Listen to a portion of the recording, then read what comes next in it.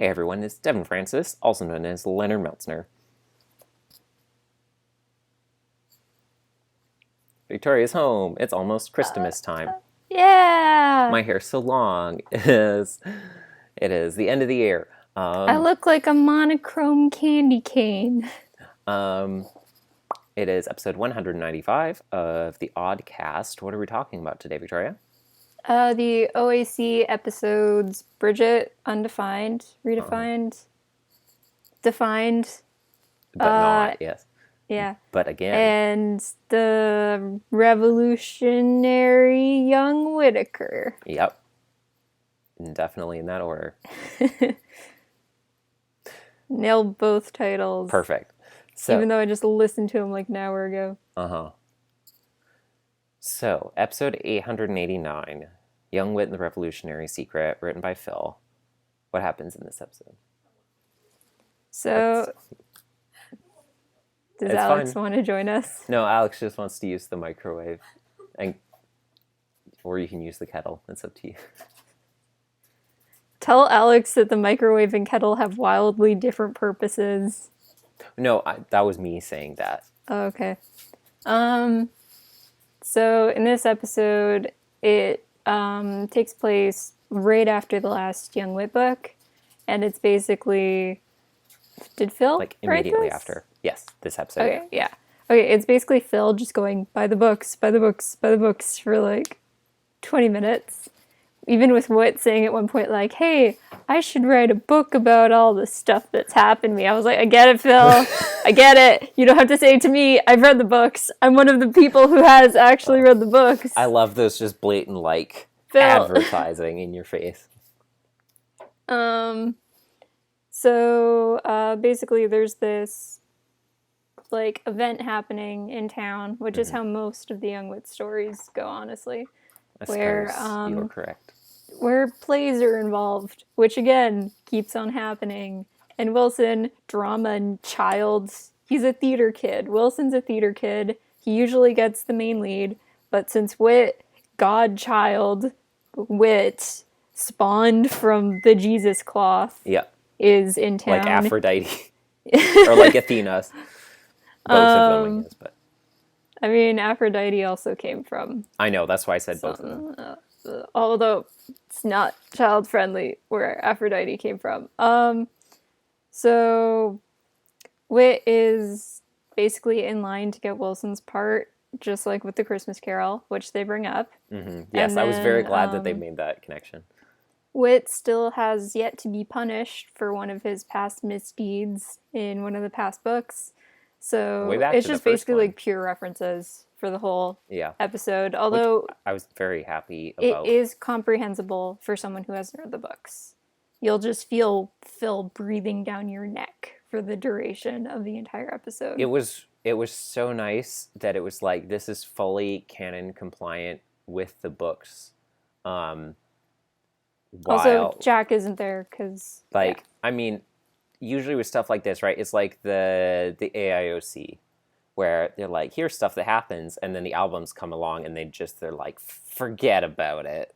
That doesn't matter. That's not real. I was glad that they're like, we are fully canon compliant, and even explicitly acknowledging specific events and tying into like the consequences of these things that happened very recently in the books, but also not making it like 100% like, we're acting like you must have read the books to get this. But I was mainly just based on like how the AIOC gets treated by the normal episodes.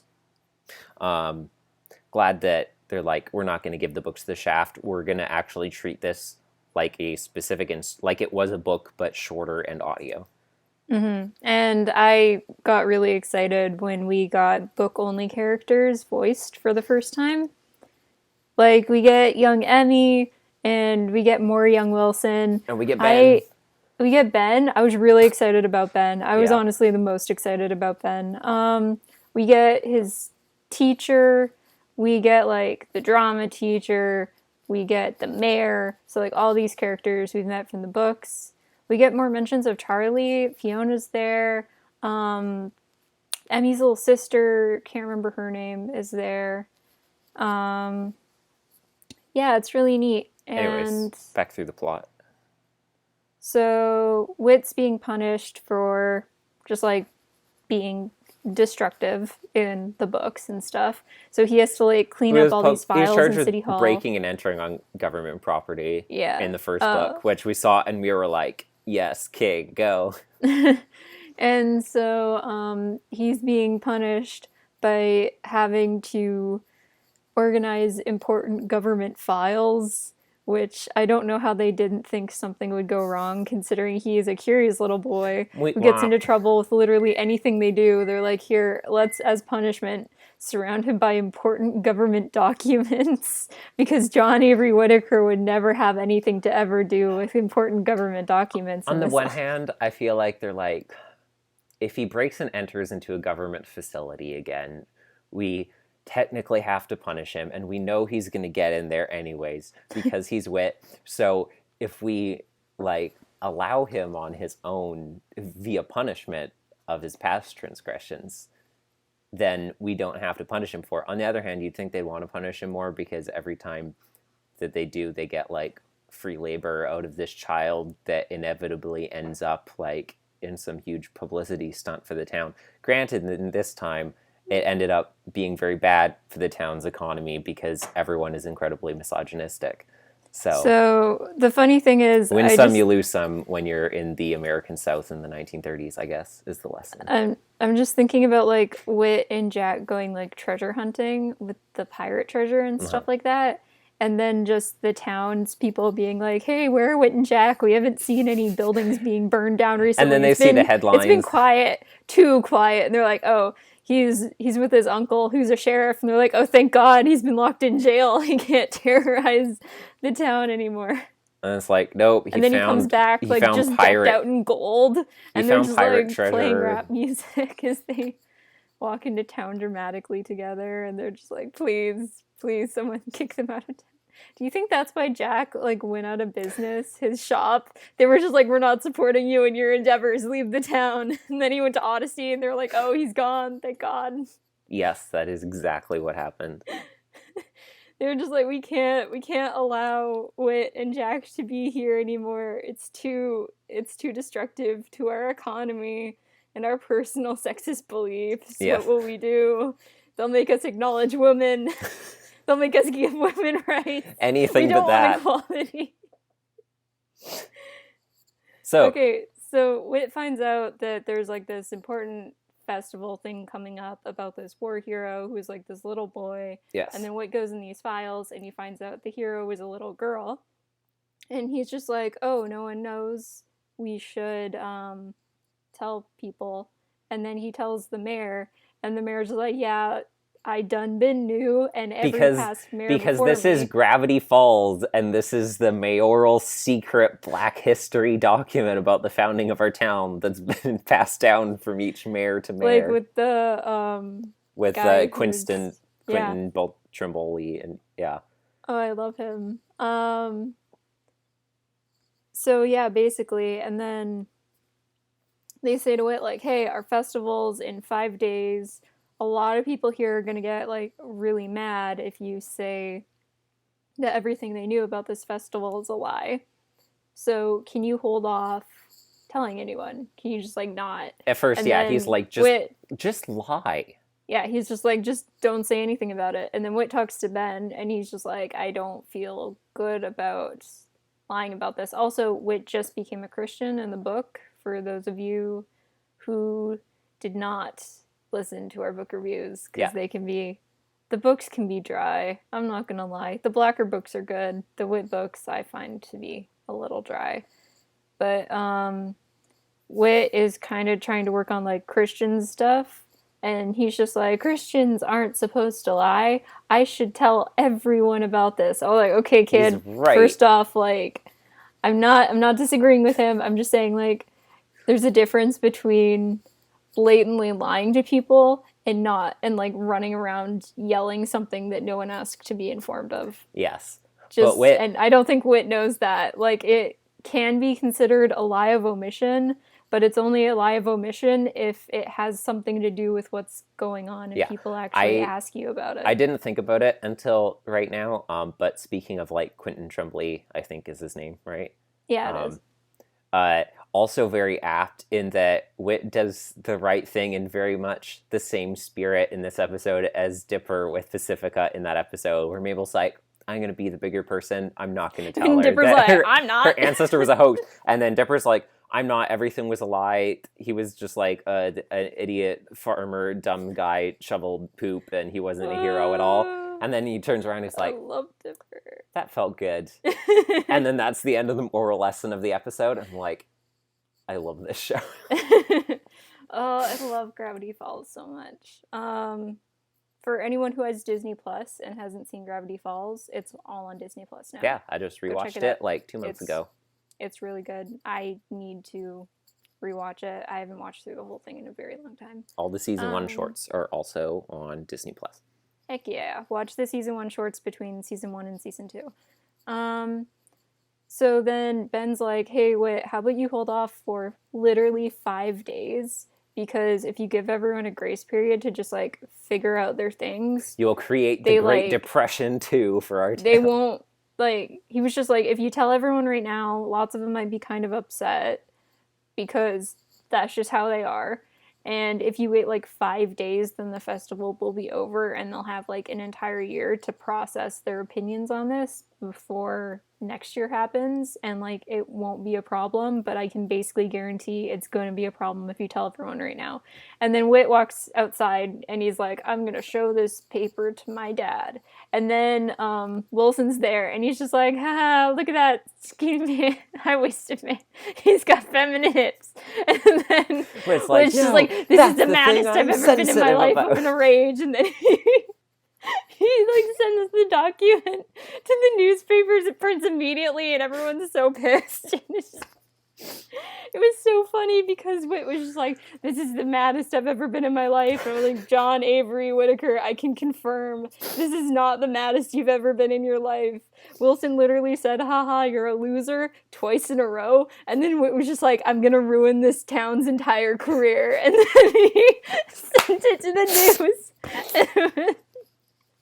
It really does put it in perspective when you're like, Whit gets madder at this than when, like, the most famous bank robber in the country a couple of weeks ago, like, kidnapped him and Emmy at gunpoint and was going to drive them out of the state. And then Whit, like exploded one of their cars. People have literally tried to murder Emmy in front of him, and he's just like, Wilson just said I look dumb. I'm gonna kill him. And then... Like, when he, like, broke Wilson's leg in the Christmas Carol play. It wasn't, no, yeah. was it Artie or was it Wilson? I think it was it was Laszlo. It was Laszlo. But, like, if you think about it, like, I guess that means he was just, like, in a seething white blind rage of calmness here. It's so funny because I feel like there could have been so much more that was done. Just, like, even just Whit, like, yelling at Wilson, like, hey... this is this, and then he like shows him the file, and then Wilson like takes the file and gets people to print it or something like that, and like frames Whit. Just like it was just weird. It felt like Whit didn't have enough like build up to be in a rage. They had a lot to fit in this episode, I guess. So okay, so then everyone finds out. I think the point is clearly they didn't want it to be like, oh, Whit just had like this moment where he acted on impulse accidentally, like that he was angry enough that he deliberately went through with the full action of like, I'm gonna go there and I'm gonna write them a letter and attach it and stuff like that. Like, I agree. I just don't think he had enough cause to be angry. That's fair. Wish they did more. But he also already wanted to do it anyway, so. Yeah, I know, but like. I agree with you. It was kind of dumb to me. In the perspective he was just like, of everything yes, I agree. I'm not going to tell anyone. And then Wilson was just like, you look stupid. And he's like, I changed my mind. I'm going to tell everyone. Yeah, I mean, when you put it in the perspective of the rest of the books and everything that's happened in his relationship with Wilson this far, it does seem disproportionate. Yeah. Also, I feel like out of context with the books, it still doesn't really feel as justified. Yeah. And then it gets published, And then everyone gets really mad at Whit, and they're like, "You're a bad person." And Whit's just like, "I thought I did a good thing." They're like, "You did do a good thing, and we hate you." And then Emmy comes up, and he's just like, "Emmy, I was nice to girls for the first time in my life. For literally the first time in Look, my Emmy, life, I learned I did a not misogynist thing this time. I wasn't misogynistic, because that makes me good, right? Because you're a girl, and I'm always mean to you and other girls and talk about how girls suck. But I did a nice thing for a girl, and I like girls." And Emmy was like, "I hate you." And then she was like, "My dad's income is dependent on this misogynistic festival. Why can't you just let us be sexist? I hate you." And then she leaves because we can't have a Young Whit story. Misogyny puts food on our table. We can't have a Young Whit story without Emmy and Whit just at each other's throats and like for separate. Some barely like passable reason.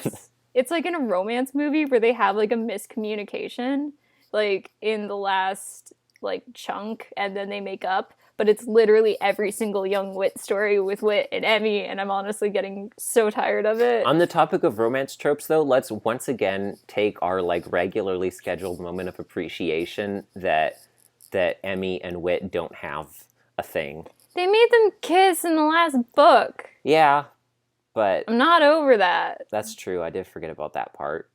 Yeah, and like Whit was all like either Whit or Emmy was like all blushy about it, and I was just like, "Get out of here with that. We were doing so well. We were doing so well, and you ruined it, Philip." It's still better than we would expect it to be if we didn't know that, you know, they don't end up together. But also like I know this is, but like also everyone treats Emmy and Whit like they're a couple. Yeah, I know. In the books. Which, on the one hand, it's like in my brain, it makes me be like, they don't end up together. Joke's on you. But it's also me being like, can we please just have two characters of a different gender that get like, well, they certainly are standing next to each other. It's like, it feels to me, I don't even know how to explain it. It almost feels like an equivalent to queer baiting with them. We're just like, they're together, they're not together. It doesn't, but do you know what I mean? It's not the same thing. No, it's not the same thing at all. But like, it is, you know, ship how, like, baiting is what you're...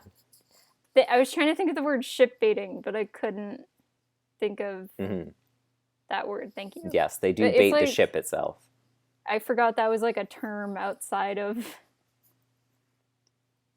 Yeah.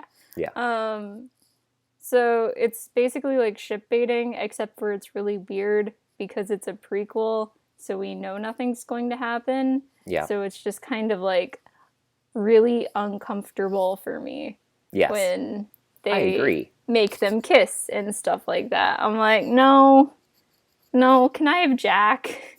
I want Jack so bad every time there's a Young Whit story and Jack isn't here. I'm just so sad. I know I'm going to fly through these books so much faster once Jack starts. This episode got us through another 13 days of the timeline.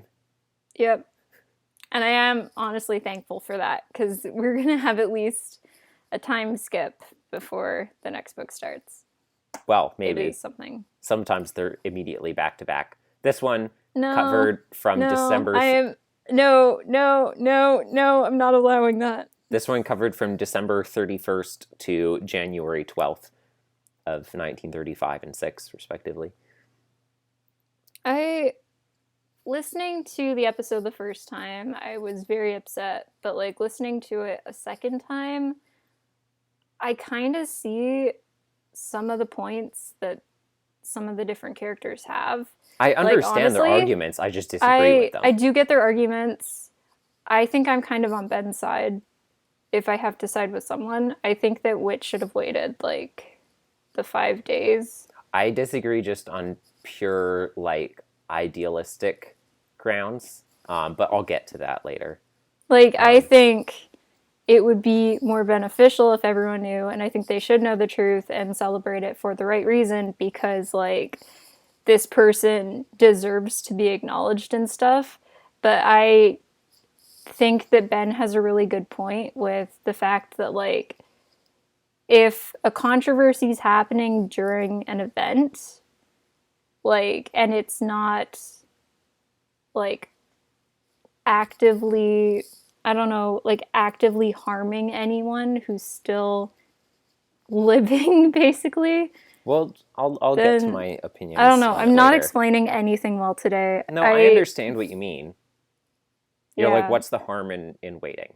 I think it's just the fact that 'Cause he's it's already been going on literally for so just long. waiting a couple days. Yeah, And I even understand though, what you're like, saying. I feel like they would just be more angry, like, while the event's happening, and Ben was right about just, like, the fact that, like, you and I know how this community works because we've read the books. We Yeah. know that they are very, very quick to, like, get upset and stuff like that. They are, And yes. giving, like, an amount of time, like, where they can just chill out because the event's not happening anytime soon, like, will be beneficial. I'm coming from the mindset that I want them to know immediately because I think they should know, and it makes me upset that they, like, have the mayors have known and they haven't done anything about it. Like, that makes me very upset. But the fact that, like, these people are going to be really, really mad no matter what, and, like,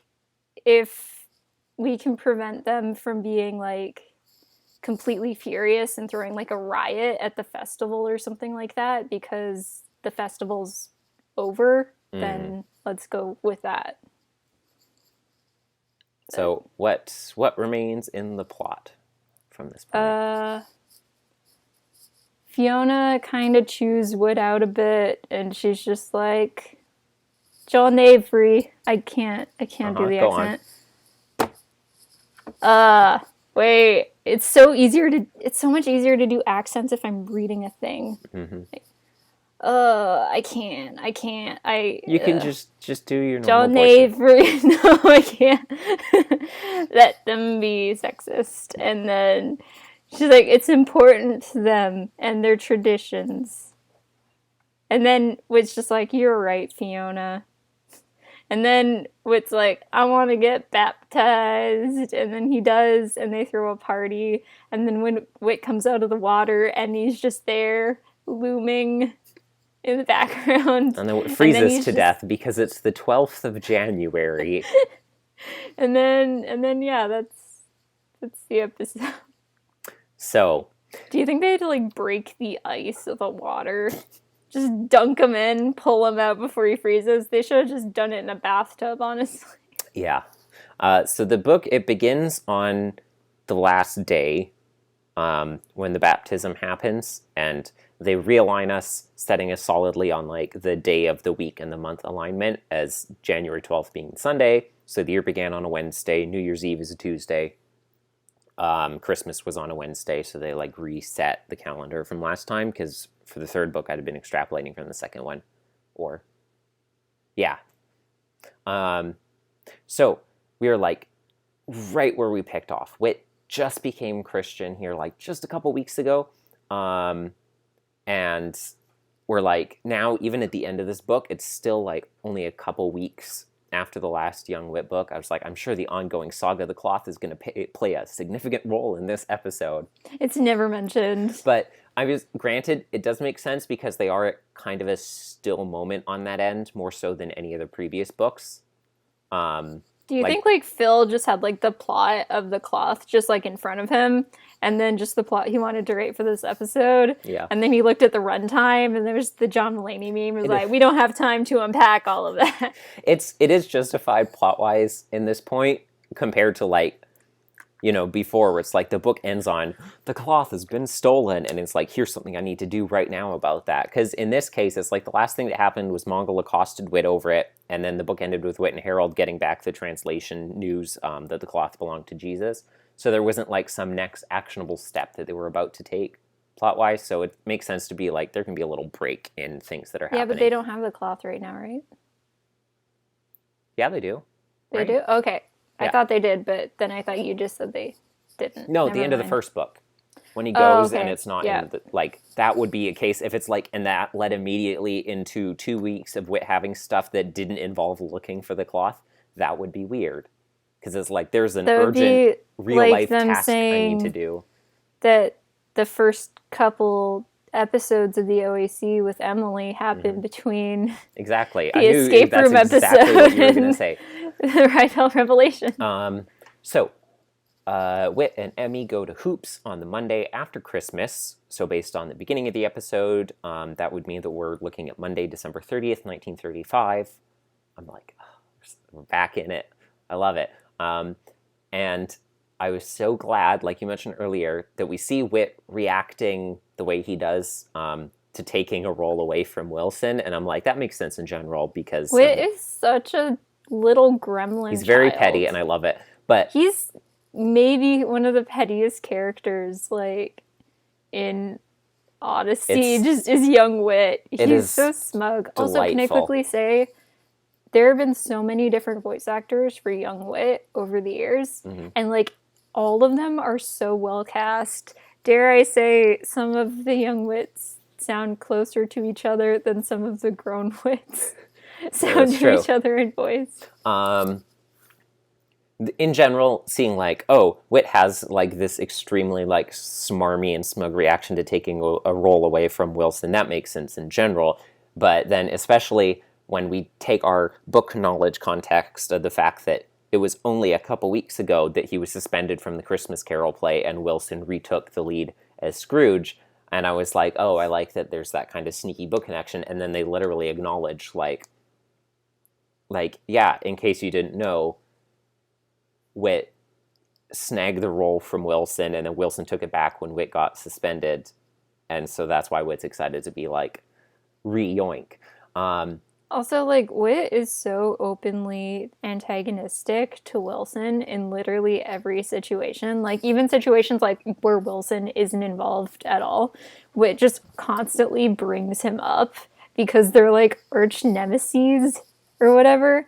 And, like, the fact that Charlie wanted to marry Wilson and thought Whit would be okay with it just becomes more and more comical the more of Whit's childhood we get. It really does. She's just like, hey, you're cool with this, right? And he was just like, in what way have I ever indicated, like, throughout my entire life that I would be okay with you being with Wilson? Like, what vibes was I giving off that made you think that I'm sorry, yeah. What mixed signals did you think you were picking up on here? Do I need to be more openly blunt about it? Do I need to take more things Was away it the tattoo of his face on my back with a giant X through it? It's like that, I've had enough of this, dude. Made it Vagrant, or it was just like, this is me, and this is like the framed picture of my nemesis that I just like carry around with me. Forgot about that one. So we find out pretty early on that the reenactment for the Constant Bullfinch event is going to happen on January 11th. So immediately in our minds, we were like, the beginning of this book starts with Whit writing on January 12th. Which is the day after. That is what I was thinking of whole time. Which is the day after that. So we're immediately thinking, like, clearly if Whit begins this with, like, some after-the-fact narration of the day that we now know is the day after this thing happens, then clearly, like, that is on the other side of whatever harrowing caper is about to ensue. Something involved with this reenactment is going to be, like, the big climax of something awful is going to happen. Whatever harrowing caper is about to ensue. Is that what you wrote out in your notes? Yes. Okay.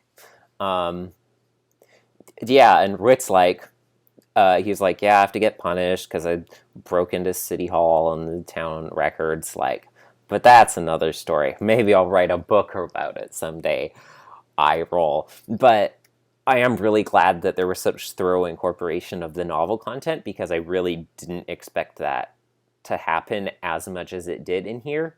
And then like we were just saying, like in the last Blacker novel, Jason also alluded to specific existing Young Whit stories when he was reminiscing about Providence too. And so I was really glad that they're, letting things be fully as tied together as they are. Mm-hmm. The books and not just enough to like Young Whit episodes and the Blackbird, like the Blackbird and Young Whit books and Young Whit episodes are like so completely intertwined with each other that they kind of feel like they exist in their own reality, like outside of the episodes, because even with like one NovaComb episode to the next, we don't get this much continuity. I know. Like, it's crazy. And it's great because it's not even just like, oh, I'll just make some offhand mentions of things that happened in the past to acknowledge they exist. But it's like these past events from the books had like clearly defined and critical bearing on the plot of this story, because the whole reason that Whit had to spend all this time cleaning the records book was as the punishment for the very critical thing that he did in a previous book. So it's like, it's not just like the superfluous, like, we'll throw in a line where he mentions Confederate gold or bank robbers or something, or a cask in a coffin. So it's nice, and it ties it in, and it makes me wonder if the next book is going to skip to after this episode. I would assume they're not going to rehash the content in any way. But I'm curious if there's going to be at least some passing mention of any like important things that happened here, just to make sure that like maybe if someone missed this episode and they're keeping up with the books, that they're like, they realize like, oh, there's a gap in time that was filled by an episode.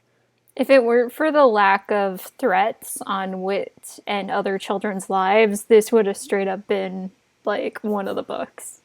That's the only thing that's missing, is like no one tried to kill Whit. It's true. At any point. Unless, that we know of. Yeah.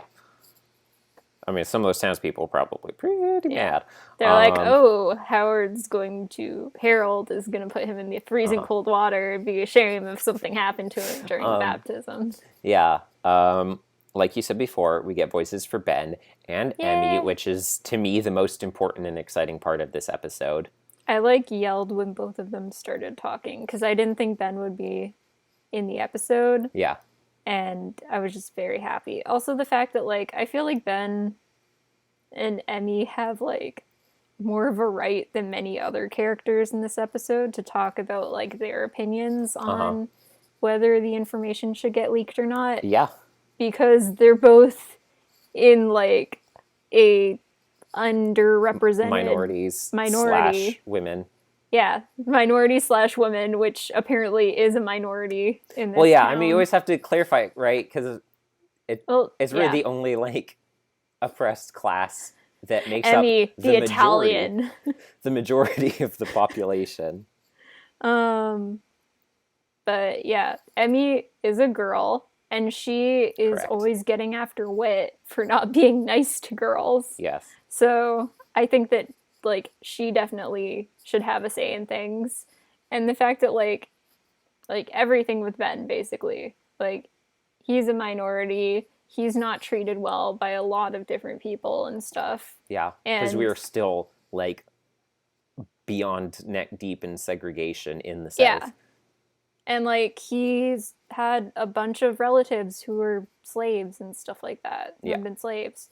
So, like, I definitely paid more attention to his opinion on whether the information should, like, be sent out to people than, like, the mayor or, like, lots of other people. I was just like, I don't care about your opinion. He's only an elected official, Victoria. I'm gonna listen to what Ben thinks about this. He's not qualified to deal with this. He's only an elected official.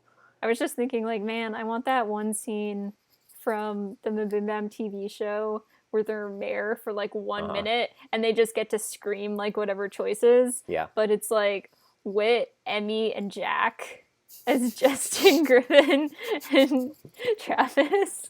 And it just, like, plays out the exact same, though. We're now sister cities with the state bird is now abolished. We don't have a state... The town bird is now abolished. We don't have a town bird. So, I'm going to throw it up here again from the last book. We have this map of Providence now, and I can confirm that the relative landmark locations that they mention in the episode in terms of Hoopsteiner to the park and City Hall to the park for Whit to see stuff happening out the window from the records room and stuff all lines up with this lovely illustrated map that we have, so that's pretty cool. So now we finally get to the crux of things after Whit finds it, and he was like, this is crazy, I'm going to go talk to the mayor. And the mayor's like, young man, you may not understand this, but tradition is an important thing here in the South. And as soon as I read that, I was like... Like, remember the first book? I do remember the first book.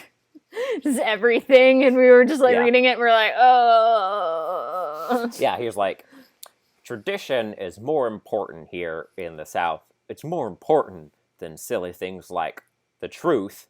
We need to stand up for our racism and sexism and homophobia because that is what makes us... If we don't, who else will? Yeah, who will stand up for these values if we don't?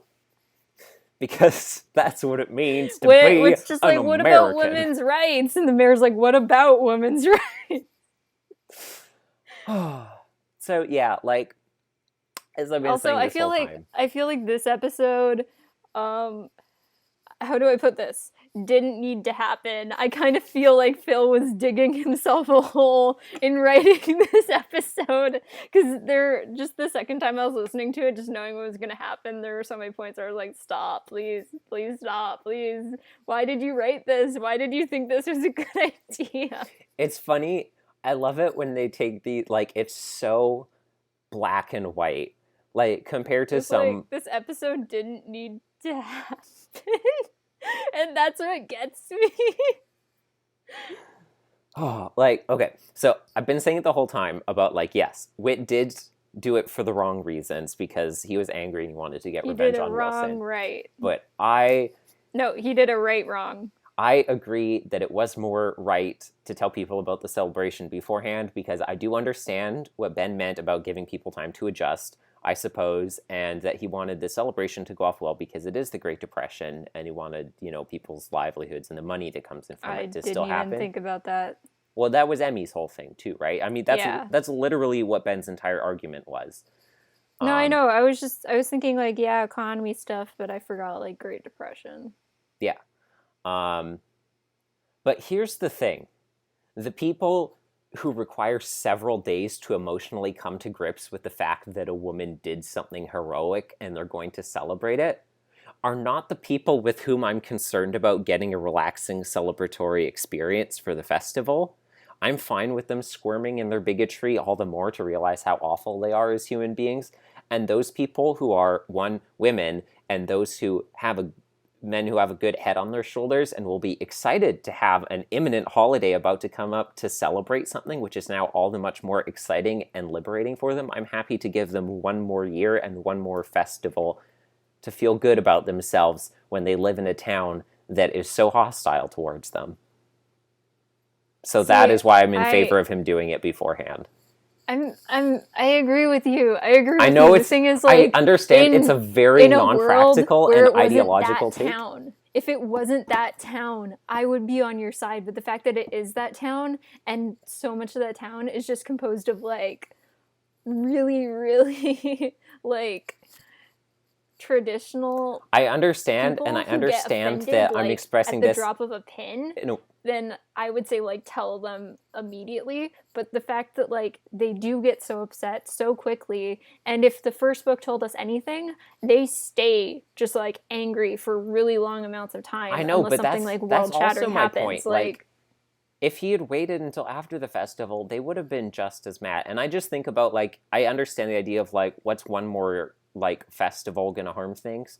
But I also think about, like, if we think of this kind of misogynistic climate that we're now seeing, we already knew, but we're seeing explicitly, like, this is where the town exists. And I think of the 51% of the town's population who are women, and this is, what they live, and they're just used to, like, this kind of drudgery all of the time. And I think that if I was them, I would rather have one more festival that suddenly is celebrating this really cool women and everyone has to deal with that than having one less festival that is like that and it's just celebrating another man like every other day of the entire year.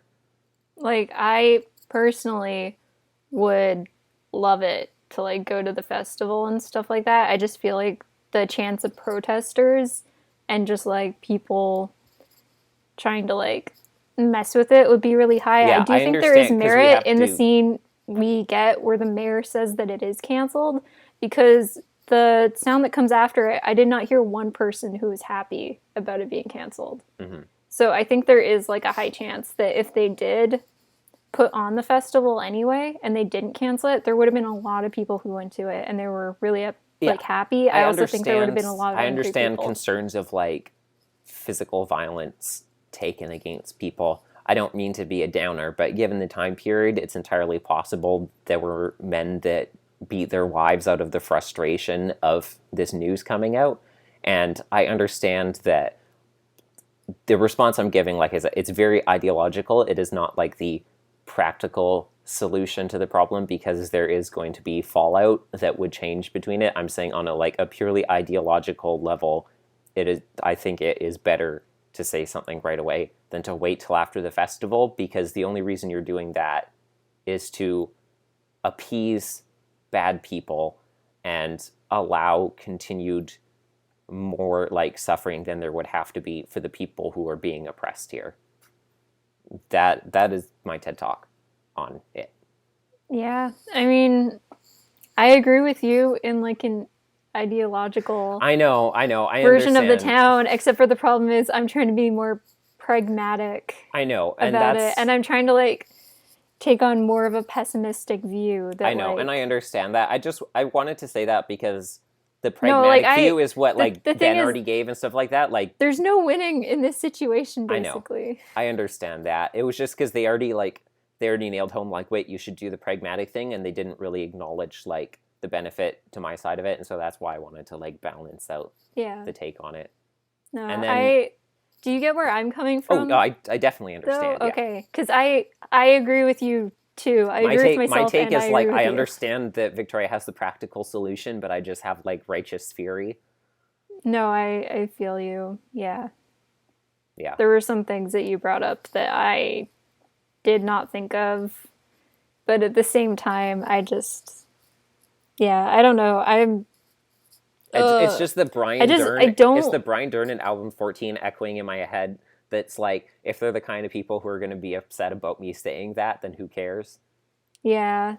I think, I don't know, maybe it's just what it's like to live nowadays, but I'm so tired of just like conflict that can be avoided really easily just by like a little bit more peace for like a teeny bit amount of time. Although, like I said, I don't think that waiting until after the festival would have changed the amount of like riotous upset from these people, because they're angry that I don't think it would change it either, but the thing is, it would just change the festival happening and the income from it and stuff. People would still be able to make money from the festival, and they wouldn't have a place to just like all gather and just like attack the people who are celebrating the festival. Mm-hmm. I feel like it could paint a target on the backs of the people who want to celebrate Constance, like trying to celebrate and stuff like that. Yeah, which is the pragmatic side of the situation. So, it's like I said, re-listening to the episode, I was more upset than the first time, because I was like, okay, a lot of different people do raise good points, and I mean, it was a complex issue on a practical level. There's no winning. There was complexity to it, and I appreciate that it was created with that level of complexity, like the dilemma. Yeah. Like, if it wasn't, we wouldn't have been debating this for the past 43 and a half minutes. Yeah. So the book ends, like you said, Whit gets baptized in the river, and we got to hear it, which is nice. And we know the precise date of the month and week explicitly this time, because it is, I don't even have to extrapolate it, it is the day that Whit says it. Excuse me. At the beginning. It's funny because the remainder of this episode, both from the video documentary here and then the entire next episode, is like just time to ramp up the controversy and comments that I'm picturing getting from people. So the documentary about this episode is primarily asking questions to a whole bunch of kids. They're all from the same school class. They're like maybe 9 years old or so. They've clearly been learning about the American Revolution in school, and they're all being asked questions like one-on-one. They're all wearing like little colonial outfits. My personal favorite bit out of all of them, so they asked a couple of the kids to name the original 13 colonies, and some of them were just like, I know all of them off the top of my head. And there's one boy, they're like, do you know the 13 colonies? And he's like, yep. I'm like, what are they? And his eyes just like go huge. He was like, what? And they're like, what are their names? And he's like, and his head slowly turns 135 degrees, and he starts going, Delaware, Connecticut, South Carolina, North Carolina, Maryland. And he's like very clearly reading, and the camera slowly pans over to the poster of the 13 colonies map on the wall that he's reading off of. It was very funny. And the very next boy after that, he was wearing this very big, elaborate, billowy tricorn hat with a feather sticking out of it. And they're like, since they were all wearing like period clothes, but this is my favorite one with the big hat. And they're like, how did people dress back then? And he's like this. And they're like, would you like to wear this stuff every day? And he's like, yes. And I was like, and I think, well, that's just valid.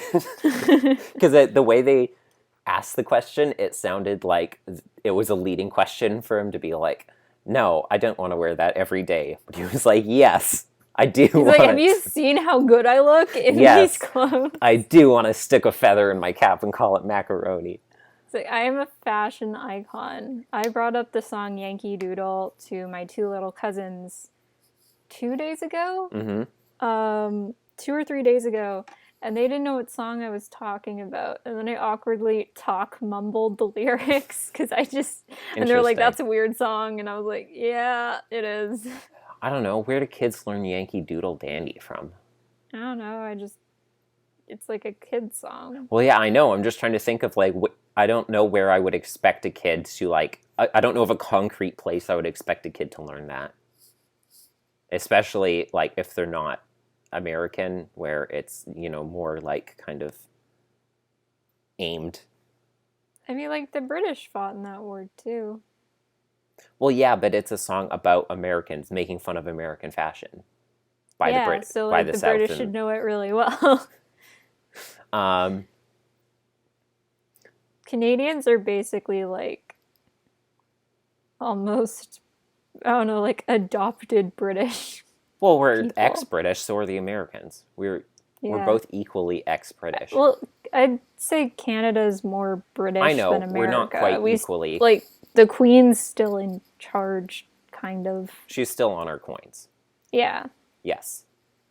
We're still more tied to Britain than they are in name, at least, because they like to be more like, I'm doing it by myself, and you have nothing to do with it, than we are, even though functionally identical. Whoa.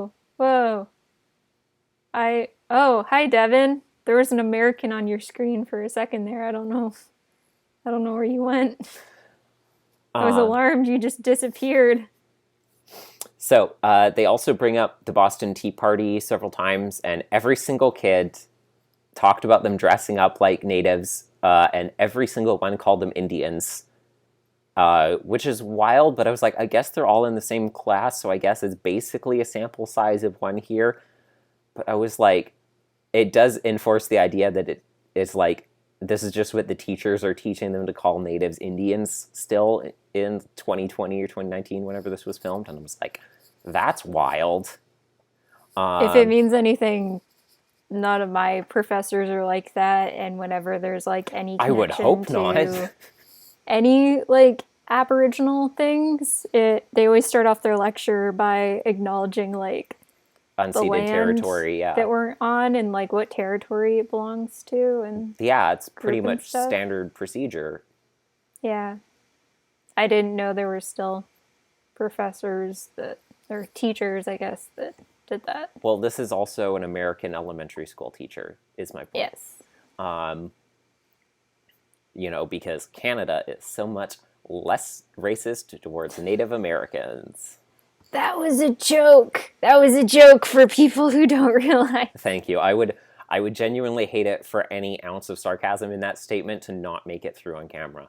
And then there was this girl who's talking about how much she loved America because we, says this very white girl, used to be slaves and we didn't have freedom because of the British, but now we're free and we're still free and we're not slaves anymore and we have our flag and it's good that we're free.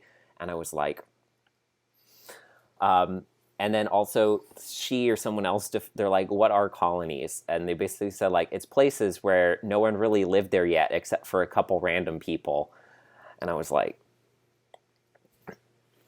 So there were a couple, like, funny moments and things that kids said in there, but mostly just a lot of, like, imperialist, nationalist, white nonsense propaganda, which may sound like a melodramatic take on my part, but it really, really is that when you think about it.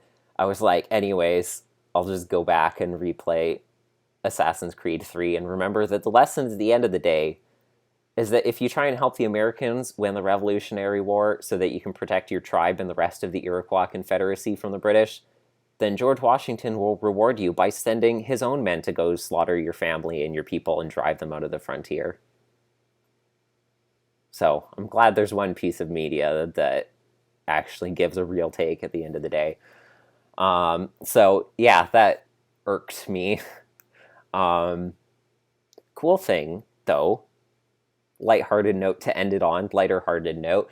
In the web quest, they talked about some real-life teens that had big impacts on battles in the Revolution, unlike, obviously, Constant Bullfinch and Constance Bullfinch are both fictional. But one of the say they were real for a second. But one of the three that they mentioned was a drummer boy by the name of William Diamond. And I was like, hey, we should really do the American... It's our boy! Yeah, we should do the American Revelation at some point, because that's... You mean Revolution? No, it's the American Revelation, which I didn't realize for years that that's what it's called. I am going into iTunes right now. Yep. I didn't know that for the longest time. What? Wait, as one of the oldest albums that we have. Oh, my iTunes does not want to buffer. But I was like, oh, that makes sense. Yeah. Wait! I know. I mean, I guess that title makes more sense. It does make more sense than just calling it the name of the war, yes. Which is my thought when I first realized it. I feel like we've had this conversation before, and my brain just couldn't process it to the point where I forgot about it. It's possible that we didn't. I don't know. No, I feel like I knew this at one point. Anyways, I haven't listened to that episode in a long time. I feel like I don't appreciate it as much as I should because it's one that we heard a million times when we were little, and we were just like, military, boring history. No, I've always really liked that episode because William's so cool. And yeah, but we didn't like... What's his face? Mr... Bible name, right? My point is that... You know who I'm talking about. Yeah, it was one of those episodes that, like, was ingrained into our minds by listening to it when we were too young to appreciate the significance of it, which is Marvin feeling disconnected from history because of slavery and the racism complicit in America and Britain, both sides going into that war, which is a really cool idea for an episode. Barrel boy. Yeah. Barrel boy. Barrel boy. God, a dent in my head. Oh, I love Marvin. There's a dent in my barrel in a Woody voice. Dude, remember how there was, like, Marvin a couple episodes back? Yeah. That was crazy. A couple episodes, give or take. Yeah, like 2. 2 years. Yeah. So that was the episode. Get it? It's funny because we review like 2 episodes a year. Yeah, so the web quest obviously was a little thorn in my britches. But the episode I very much liked. And I'm going to give it a 4.9 out of 5 because I thought it was an absolutely... very high. It's I very... thought you didn't like it.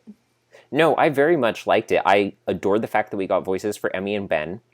I adored the fact that not only was it, like, acknowledging the canon of the books, but it was set, like, to slot immediately into where we are in the book timeline, like, seamlessly, and that it had... Its plot was entirely reliant on the consequences of events from past books, which were fully acknowledged and integrated into it. So on a continuity level, A+.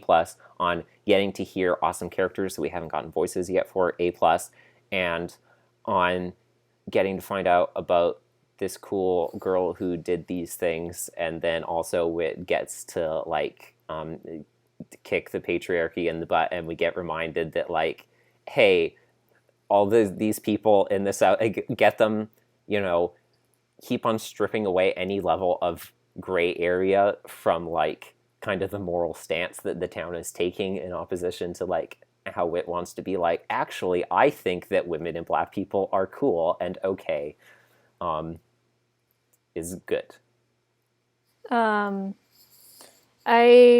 didn't bring this up before. I liked the moral in this episode. I don't know if I think you kind of talked about that a little bit. Just like not doing things out of anger was a good moral. Even if it's like a right thing. If Yeah, it's to, like we hurt said, we someone. kind of tied it back to rights, wrongs, and reasons. Yeah. And where they're acknowledging the fact that like we are like, we need you, Whit, to understand that telling the truth is a good thing, and telling the truth about this was a good thing. And the problem is you did it just because you wanted to get back at Wilson because he made fun of you and, you know, took the role from you being Constant Bullfinch. Speaking of Constant Bullfinch, the art for this episode in the little like art process thing that they did in the web quest, they talked about how the first sketch, it had the same composition, but there was no crate there. Constance's legs were just longer, and then they were like, oh, he looks too old for what the age is supposed to be. But Gary Locke is like, I don't want to like change the layout of the art, and so they pulled a Gekken Shoujo Nozaki and just put the box underneath him so that shortened his legs so that the body would stay in the same position. I love that so much. I love it whenever that happens in other pieces, and I'm just like, put a box under him, put a box under him. I need to read the manga for that, because I know Gabe did, and she really loved it and stuff. And for that scene or the whole show?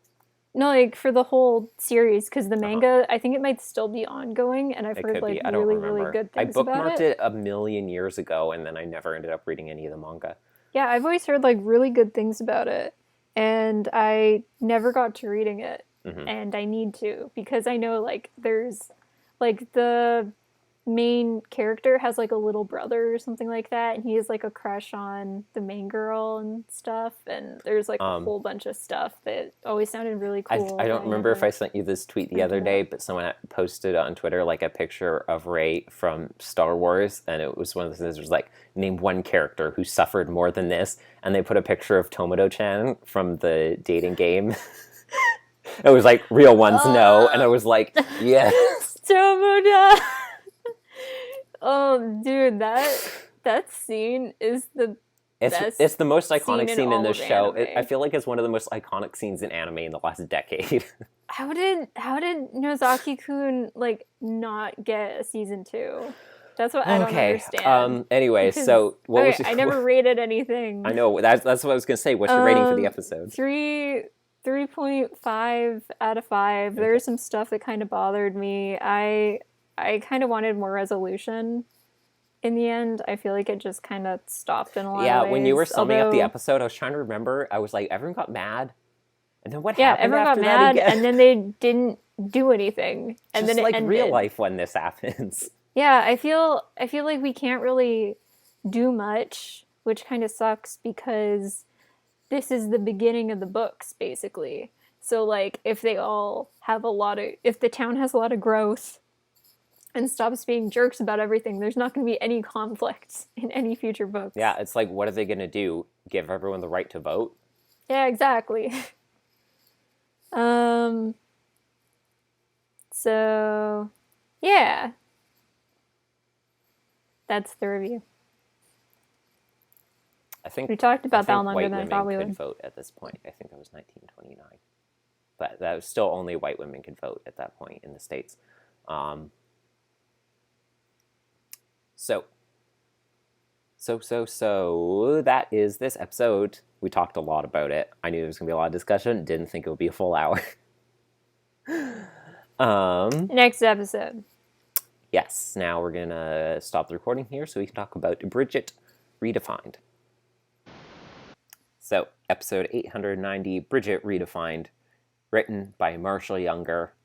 If you got angry at Devin getting angry at racism based on imperialism hundreds of years ago in America in the last episode, then boy are we in for fun with this one. I didn't even think really about the connection between these two until I I And did, because I listened to them back to back, and I was just like, oh boy. well, so did Oh I. boy. So did Why? I. I didn't think about it in the same way. Like I thought like, oh, they both kind of contain like controversial topics, but I didn't think about them in like the same way until I was watching the video documentaries back to back just now. And it's like one is like, here's some American imperialism, and then this one is like, here's like way more American imperialism. Um, so can you do the summary for this one? Because I also haven't listened to it in forever. Okay.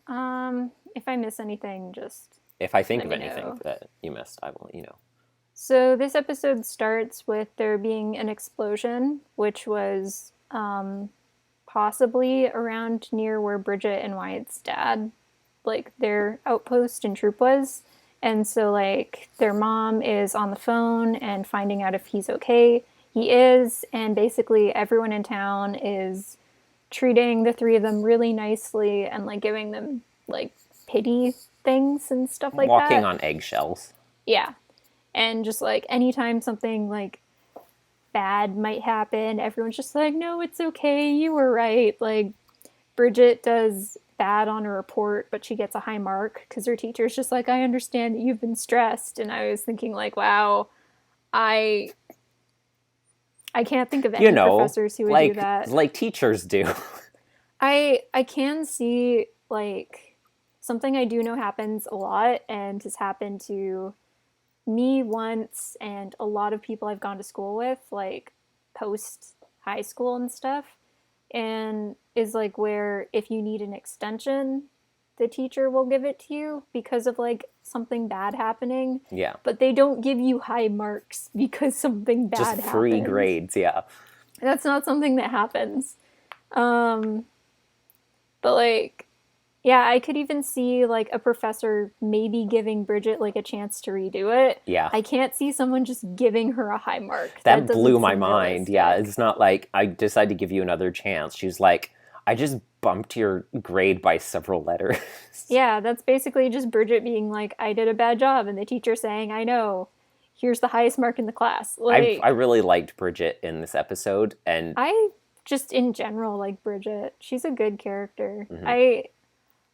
I'm kind of torn because like I think she's a really good character, but I think she's more of a good character than like I like her character more than I like her, if that makes I sense. understand. Yeah. So Bridget starts picking up on this and she gets like really angry about it, and then She just feels very condescended towards because Yeah. everyone is Which- being condescending to her. Yeah, exactly. I don't blame her.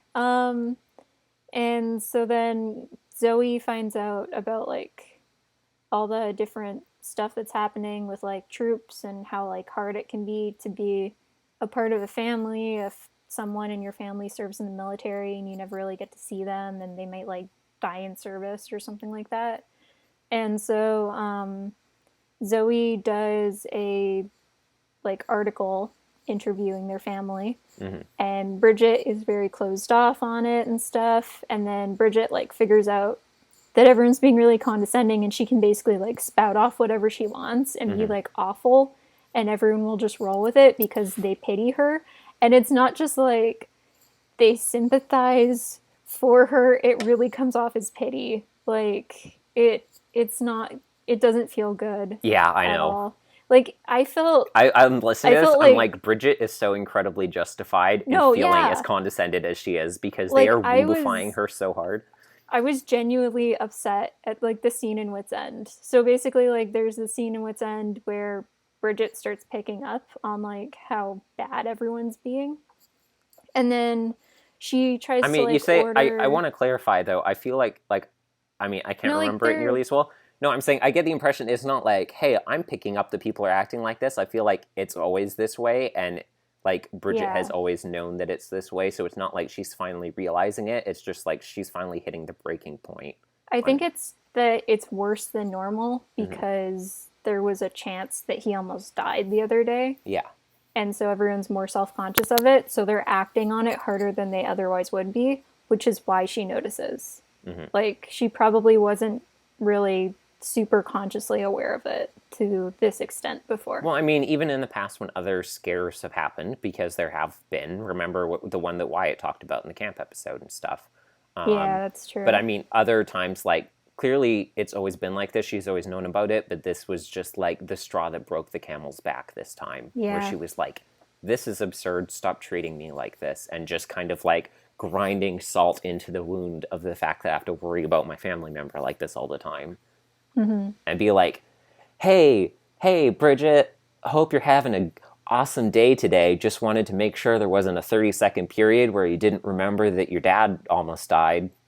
Cool, you thanks, know what it's bye. like, kind of? It kind of reminds me of the Munch Squads lately, where they keep on bringing up COVID every like 5 seconds. And you're like, actually, I wasn't thinking about COVID, but now I am. And now I'm really uncomfortable because you keep on mentioning it when you clearly don't have to be. It's Justin's reaction to every single time where they're like, hey, remember the global pandemic? Anyway, here's a new type of chicken burger. Yeah. Which, like, it's not on the same level. It's two very different topics. But just, it's like, a good comparison. Relate it to a kind of common comparison that, like, everyone would be able to relate to right now. Every email that we received in, like, March and April and May of this year, that was like, I never thought that, like, the phrase unprecedented times was, like a collected phrase unto itself until this year. And it's like, boy, these sure are unprecedented times, aren't they? I feel like it was, like, really bad, especially in, like, every commercial and marketing tactic for, like, basically since March up to about, like, September, basically. And then it kind of, like, sort of wasn't as bad in October. And then it's even better now that they don't even want to say it so much as, like, 2020 has been hard for a lot of people. Yeah. It's like, so, has like, it? Really? I didn't notice. What are you talking US about? I'm curious. I didn't notice. What exactly are you referring to specifically about 2020 has been difficult for you? Thanksgiving, like, all the marketing came back where it was just like, things have been rough, so make sure you have a good time. And now, like, all the Christmas trailers, I, like, went out into the kitchen to get some food, and every single commercial on TV was just like, we understand that more than ever right now, we all need to have a Merry Christmas. And I was like, oh, shut up. Like, it's something literally everyone is dealing with. There isn't anyone who isn't aware of just, like, this. We don't need to keep on talking about it like this. This is the new normal. We're here to remind you. Like it's normal. We're here to remind you about the existence of COVID-19. It's like, thanks. I actually did forget about it, you know? I know it's crazy to say, but I just forgot about it because it's so not impacting parts of my life right now.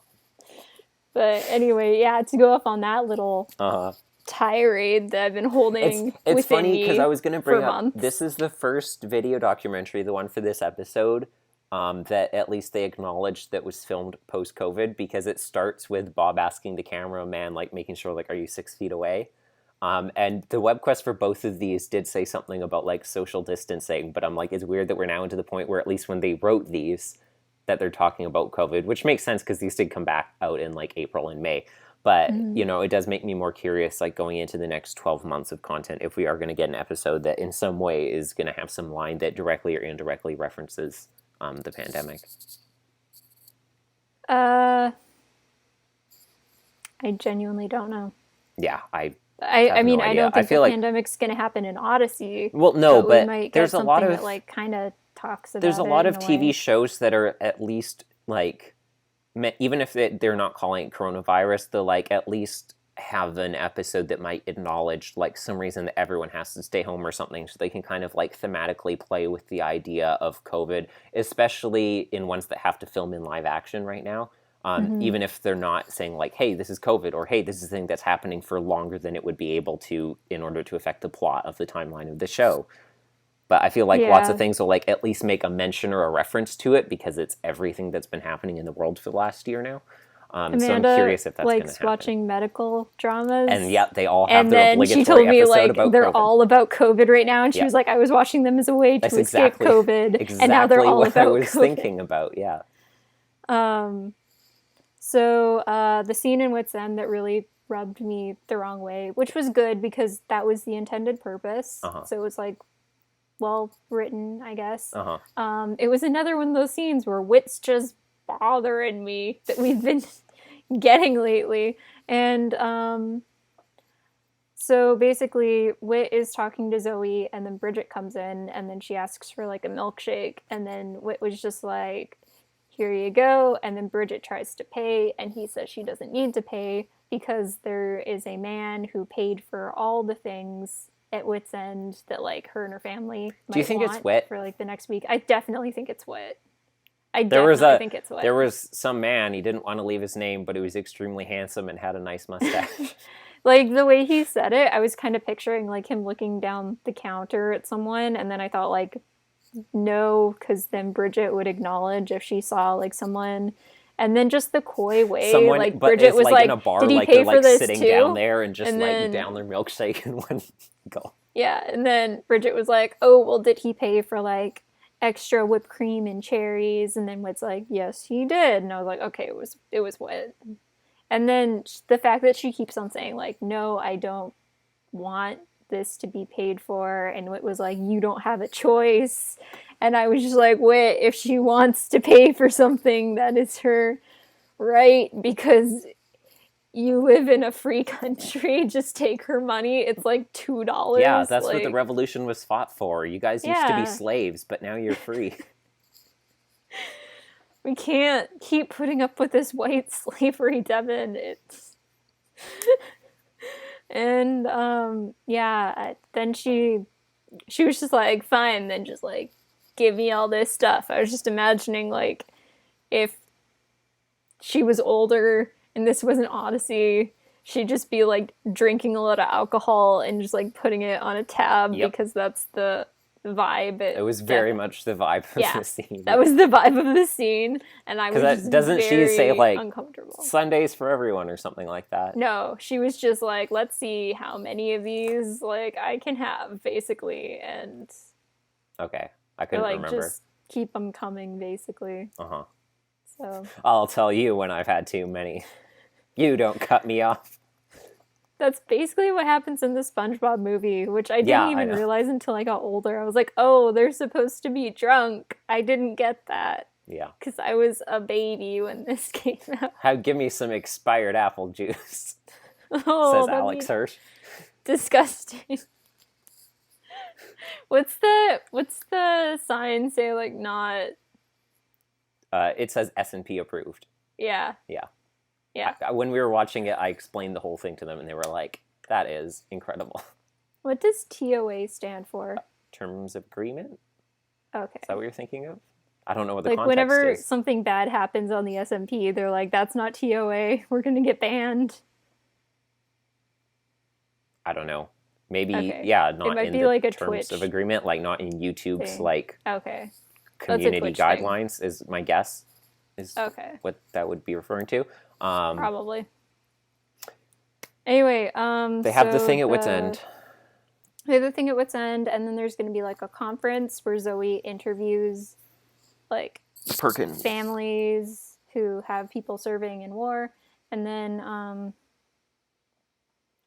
she like asks all of them questions, and then they all answer the questions, and then she says to Bridget like, what's the hardest part of like having someone serving in the military? And Bridget was like, I don't understand what you are talking about. It's great because I can do whatever I want and no one can get upset at me. And there was a scene right before where she was like at Burger World and she was just like chewing out all the customers and all of them were like, you're right, Bridget. And then she was just like, and I'm going home early. The most categorically the world's most unrealistic depiction of working in food service. I know. I was just like, my brain was as like opposed to real life, we were like, I'm so sorry, have $1,000 in free comped food. And they're like, okay, thank you. I'm going to murder you now in real life. Yeah. As someone who's worked in the service industry, customers don't care about that kind of stuff. I was like... You give them free things as an apology for doing nothing wrong, and they're like, I'm gonna frame you for murder. I was at the mall food court a couple weeks ago, like when I was getting Christmas presents, and then I wanted to get some food, and then to the cashier at like one of the fast food places, I asked if they preferred me paying in cash or card, like what was better for them. Mm-hmm. And they looked awestruck at me, like I actually treated them like a human being. And I was just like, yeah, service industry work kind of sucks. I'm sorry. Yeah, And especially when you work, especially when you work in a food court in a mall in the highest R naught rate city for COVID in the country. Oh, yeah. And they like thanked me for asking what they would prefer. And I was just like, it's okay. You don't have to thank me. It's like, are you okay? I was just like, I'll get you out of here. I promise. Like that one TikTok where the man sees a cat trapped in a flower shop or something like that. And then they, everyone gets upset and they're like, Bridget, stop talking. And then they hear like, and our special guest. And it turns out like their dad was Skyped in or whatever. And he heard everything she just said. And then they have a really uncomfortable conversation in the car. And he's still on the phone. I have the hiccups for some reason. And then Bridget apologizes. And she was like, it's hard being like someone who has to live with a family member always being gone and in danger. And her dad's like, I know bubble gum, but that's the rub. I'm sorry. And then the episode kind of wraps up. And oh yeah, Zoe has a bracelet with Greek letters on it. Uh-huh. And Bridget comes for her life. Her sorority bracelet. Because of it. She's like, it spells out my name like Zeta, Omega, Epsilon. And I was like, Zoe, that's not how Greek works. Just because you have the Greek letters on your bracelet, that doesn't mean that as a word that spells out your name. I mean, it does. It does, but wouldn't it like be something different too? Because, like, the Greek alphabet doesn't have as many letters as, like... Well, yeah, but those alphabet. letters, like they mostly are in English, the sound that the letters make are the sound that's at the beginning of the letter. Zeta makes a Z sound, and Epsilon makes an S sound, and Omega makes an O sound. Okay, I wasn't sure. They are just all, like, the first letter of how we spell out how they are pronounced. Pi is a P, and Chi is a K sound, and stuff. Sigma's an S. And yeah, and then Zoe's just like, I'm gonna do an article on fashion trends. I thought you could help me, Bridget. And Bridget's just like, I get to mock sheep. And then the episode ends. And Bridget's happy because Bridget starts off the episode and she really do be like, we live in a society. And it is Zoe's fault specifically. Oh, it's true.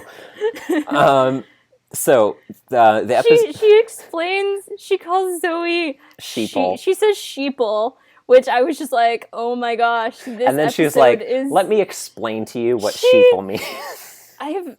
It was like, it almost felt like mansplaining, except for it was a woman doing it. It was weird. Maybe who is this episode written by? It was written by Marshall. Okay, yeah. So this was technically mansplaining. It felt like more like in a like adult explaining down to kids sense, like it was very from the more like writer perspective. Yeah, it was very. And funny. Also, I haven't heard anyone say the term sheeple like in a million years who isn't like an incel or something like that, or who isn't doing it in an extremely like satirical context, troll like the comic way. Like I think it's an XKCD comic of like on the subway and there's like 8 different people and they all have the same thought bubble over their head that's like merged together, and it's like, wow, can you believe all the sheeple around me? But it's every single person's thinking about the rest of themselves because everyone thinks they're the protagonist of their own story and everyone else is mindless drones. Like I haven't like heard anyone use that term since like the mid 2000s or something. I use it semi-frequently, but like I said, only for comedic Yeah, but effect. you're joking. Exactly, that's what I'm saying. You're not like, Bridget was very serious. I know, I'm this saying I only hear people use it for extremely comedic and satirical effect now. Like, I know Bridget's supposed to be kind of a petty character and she wasn't really in a good mindset at the time, But, like, she didn't have to go after Zoe that hard. And the next time was... she saw her, she was just like, oh, you're still wearing your stupid little Greek bracelet? And I was just like, Bridget, what is wrong? I know she was taking it out on her, but it was very funny how she was like, I'm gonna die on this hill.